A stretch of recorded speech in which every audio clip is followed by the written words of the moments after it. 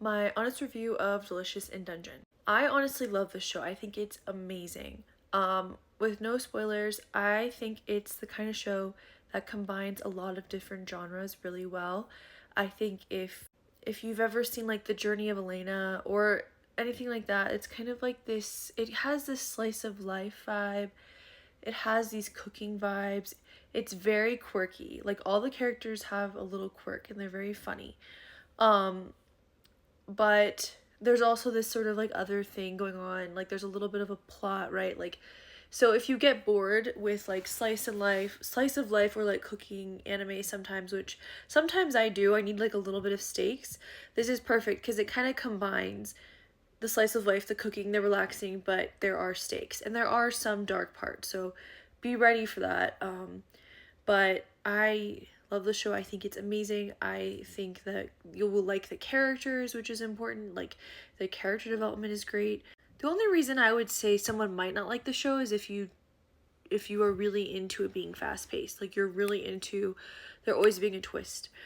Because I do think there are twists and things happen. It's very interesting, but it's at a slow pace. I also think like the comedy is very kind of like witty and silly, and really kind of makes fun of like sort of the characters in a way. Like Laos is kind of like always a little bit like not with what's going on in the situation, and Marcel is always like like very sorry, there is definitely a bug here. Marcel gets very like emotional about the situation, and so does Chilchuck. And then Senshi's like the calm, stoic one who's just cooking things. But yeah, it's really good, and I think it's cool too because you do get like character backstories. You get to learn more about them as you go.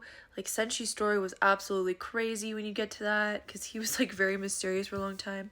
You get introduced to new characters, and basically, they're trying to save this person Fallon from, she is Laos's sister, from the dungeon. And that's kind of like where the story starts, and they cook all these different monsters. And it's just really entertaining. It's hard to explain. Like I just think it's so high quality, the show, and so quirky and unique. The pacing kind of reminds me of Outlander, actually, of all of all things. Where it's kind of like slow burn, like other things are happening, like in Outlander or in something else like that. Like I don't know, like it kind of reminds me also of like Apothecary Diaries in the pacing, right? Where it's like there's other things every episode, and then there's also this overarching plot. So let me know if you check it out. I love it. It's so good. Thank you so much for the request.